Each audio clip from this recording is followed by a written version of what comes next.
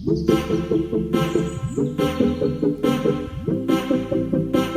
साथियों, मैं अमरदीप का ध्यान। नमस्ते, प्रणाम, सलाम वालेकुम, सत श्री अकाल, जय मसीह की, राम राम जी, जय माता की। साथियों, आपका स्वागत है मेरे यूट्यूब चैनल डिसेंट एडवाइस में।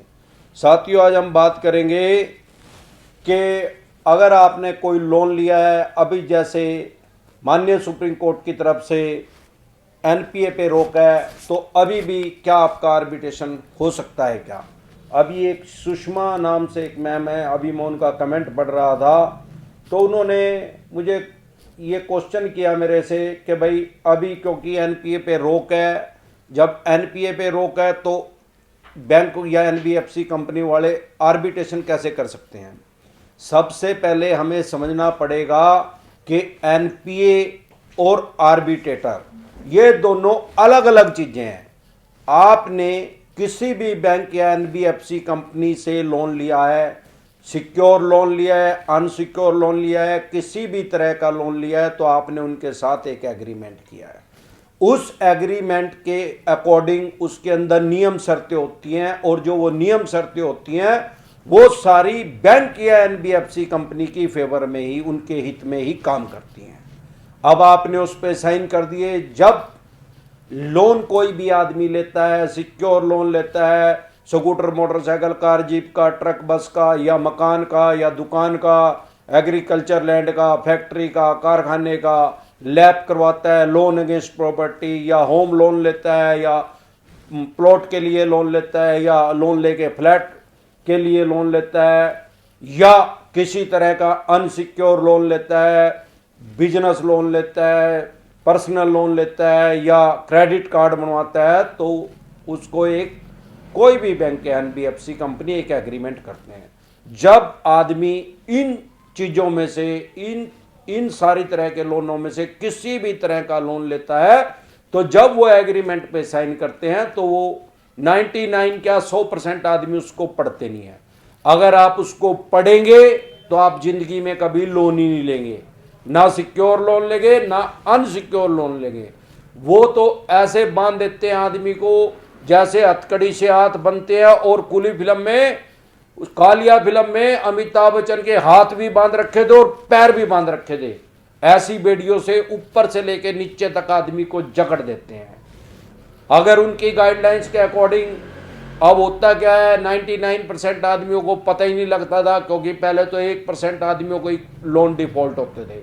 अब कोरोना काल की वजह से लोगों के काम धंधे, बिजनेस, व्यापार लगभग ठप हो चुके हैं। करोड़ों आदमियों की जॉब जा चुकी है, जिनकी लगी हुई है 20-30-50% पे सैलरी पे काम कर रहे हैं।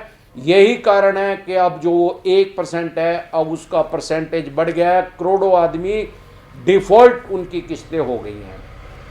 अब क्या है, पहले उन 1% आदमियों को महसूस होता था, 99% आदमियों ने लोन लिया और पूरे टाइम पे ईएमआई दे दी, तो वो जो आपने उनके साथ एग्रीमेंट किया था, जो उसमें क्लोज थे, जो नियम शर्तें थी, वो उनका इस्तेमाल ही नहीं करते थे, ना ही उनको करना पड़ता था। अब एनपीए और आर्बिट्रेशन में इसमें फर्क क्या है? एनपीए का मतलब है नॉन परफॉर्मिंग एसेट, ऐसा पैसा जो बैंक या एनबीएफसी कंपनी को अब फायदा नहीं दे रहा। वो कब होता है एनपीए पे केस? जब 93 दिन हो जाते हैं, 93 डेज वाले दिन वो एनपीए में चला जाता है। अभी क्योंकि माननीय सुप्रीम कोर्ट की तरफ से एनपीए पे रोक है, तो किसी का केस एनपीए में नहीं जा रहा है। लेकिन उसमें भी एक ध्यान देने योग्य बात यह है कि अगर आपने 3 महीने का मोरेटोरियम लिया था और उसके बाद आपने 6 महीने की या 4 महीने की किस्तें आपकी बाउंस हो गई हैं, तो आपका केस एनपीए में जा सकता है। या तो आपने 6 महीने का मोरेटोरियम पूरा लिया और उसके बाद आपकी सारी भी किस्तें रुक गई, भी 5 महीने और गए हैं मोरेटोरियम के बाद, क्योंकि 31 अगस्त को मोरेटोरियम खत्म हो गया था। अगर 5 किस्तें भी आपकी रुक गई हैं, वैसे तो 93 डेज में, 3 महीने में आपका एनपीए में चला जाना चाहिए था। सामान्य बोलचाल की भाषा में उसको 3 महीने कहते हैं। लेकिन 5 महीने बाद भी आपका केस एनपीए में नहीं गया है और ना ही जा सकता। ये जो 99% चवन्नी छाप रिकवरी एजेंट है, लोगों को डरा धमका और हड़का रहे हैं कि आपका केस एनपीए में चला जाएगा। अभी आपको डरने घबराने की जरूरत नहीं। जब तक माननीय सुप्रीम कोर्ट से एनपीए पे रोक है, तो कोई भी बैंक या एनबीएफसी कंपनी आपके केस को एनपीए में नहीं डाल सकता, आपके लोन को। वो बोलते तो रहेंगे वर्बली, वो फर्जी के मैसेज भी कर देते हैं, लेकिन वो एनपीए में नहीं जाएगा। जब तक रोक लगी रहेगी तब तक नहीं जाएगा। इसमें समझने योग्य ये बात है कि ये अंतरिम राहत है, ये परमानेंट स्टे नहीं है, ये अंतरिम राहत है। जब तक फाइनल डिसीजन नहीं आता तब तक एनपीए पे रोक है। जैसे ही एनपीए से रोक हटेगी तो आपका केस जो है वो लोन का डिफॉल्ट हो है तो आपका एनपीए में चला जाएगा। अब जो सुषमा मैम का क्वेश्चन था कि भाई एनपीए पे तो रोक लगी हुई है, उनके पे भी रोक लगी हुई है, तो उनका केस या किसी का भी केस आर्बिट्रेटर के पास कैसे जा रहा है, आर्बिट्रेशन में कैसे जा रहा है, ये दोनों अलग अलग चीजें हैं। एनपीए में जाएगा, माननीय सुप्रीम कोर्ट ने एनपीए पे रोक लगा रखी है, ना कि आर्बिट्रेशन करने के लिए कोई रोक नहीं है। वो दोनों चीज ही अलग अलग है। तो इनके पास, बैंकों और एनबीएफसी कंपनी के पास पूरे राइट है आपका आर्बिट्रेशन करने के लिए। उस विषय पे आर्बिट्रेटर के मैं ऑलरेडी एक वीडियो बना चुका हूं। इस वीडियो में मैं मोटा मोटा आपको दोबारा से फिर बता देता हूं। आर्बिट्रेटर जो होता है वो एक मध्यस्थ का कार्य करता है, यानी बिचौलिए का। मतलब जब दो आदमियों का डिस्प्यूट हो गया, मतलब दो आदमी, एक तो कर्जदाता और एक जिसने कर्ज दिया है, बैंक या एनबीएफसी कंपनी, एक जिन्होंने डिफॉल्ट किया है। अब वो पैसा किसी भी कारण से अगर नहीं दिया जा रहा तो एक मध्यस्थ की जरूरत पड़ती है। बैंक या एनबीएफसी कंपनी ने आपसे वो क्लोज उसके अंदर पहले लिखा हुआ था कि हम एक मध्यस्थ डालेंगे। वो जो आर्बिट्रेटर होता है वो बैंक या एनबीएफसी कंपनी का ही आदमी होता है। ज्यादातर मैंने देखने में आया है कि जो माननीय जज साहब रिटायर होते हैं उनको ही ये इस पोस्ट पे रखते हैं, या किसी गजटेड ऑफिसर को, इस जो रिटायर हो जाते हैं उनको इस पोस्ट पे रखा जाता है, जो मेरे देखने में आया। अब जब वो मध्यस्थ बीच में आ गए, जो मध्यस्थ की भूमिका होती है वो जज वाली होती है, क्योंकि फाइनल डिसीजन उन्हीं का ही होता है और वो दोनों पक्ष को मान्य होता है। मतलब बैंक को भी मानना पड़ेगा, आपको भी मानना पड़ेगा। एनबीएफसी कंपनी से लोन लिया तो एनबीएफसी कंपनी को भी मानना पड़ेगा और आपको भी मानना पड़ेगा। लेकिन उसमें होता क्या है, ये आर्बिट्रेशन का जो कंसेप्ट आया था 1996 में आया था, उससे पहले नहीं था। उसके बाद ये चलता रहा, दोनों पक्ष को मानना पड़ेगा इसको, ये कंडीशन पहले उसमें क्लोज में लिखी हुई है जो आपने एग्रीमेंट किया था।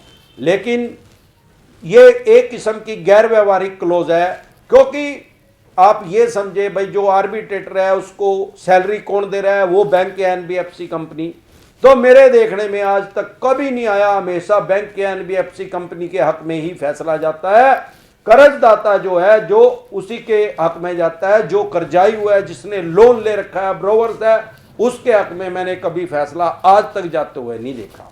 उसकी वजह से फिर लोगों के साथ ऐसा हुआ तो लोगों ने बड़ी कोर्ट में चले गए और वहां से डिसीजन आ गया। पहले तो दोनों पक्ष बाध्य थे इस पे, जो आर्बिट्रेशन हो गया, आर्बिट्रेट ने जो अवार्ड कर दिया, जो डिसीजन दे दिया, वो दोनों पक्षों को मान्य था। और जो आर्बिट्रेटर होते हैं उनके पास इतने राइट्स हैं, अगर आप प्राइवेट जॉब करते हैं या गवर्नमेंट जॉब करते हैं, वो आपके एम्प्लॉयर को आदेश दे सकते हैं कि इनकी 50% सैलरी काट के इस बैंक या एनबीएफसी कंपनी को दी जाए। लेकिन 2019 में इसमें बदलाव कर दिया गया। वो बदलाव क्या कहता है कि अब आप जो वो डिसीजन आ गया उसको मानने के लिए बाध्य नहीं है, आप उसको चैलेंज कर सकते हैं। अगर आर्बिट्रेशन हो गया आपका, आप गए या नहीं भी गए, उन्होंने आपकी 50% सैलरी काटने के आदेश दे दिए, तो आप उस आदेश को लेके सिविल कोर्ट में जा सकते हैं, दीवानी का मुकदमा कर सकते हैं। आप सिविल कोर्ट में जाने के बाद मेरे देखने में आया है कि उस पर स्टे मिल जाता है, तो वो आपकी जो सैलरी है वो कटेगी नहीं, क्योंकि आपको स्टे मिल जाएगा जब तक सिविल कोर्ट का फाइनल डिसीजन नहीं आता। तो इसी तरह की या किसी भी तरह की कोई भी समस्या हो आपके किसी यार प्यारे रिश्तेदार को, उसके पास मेरी ये वीडियो शेयर करें। आपको किसी तरह की समस्या हो, किसी तरह की परेशानी हो, किसी भी तरह की एडवाइस आपको चाहिए तो आप कमेंट करें, आपको उसका जवाब मिल जाएगा। ऐसे ही आप मेरे चैनल पे अपना प्यार बनाए रखें। नमस्कार।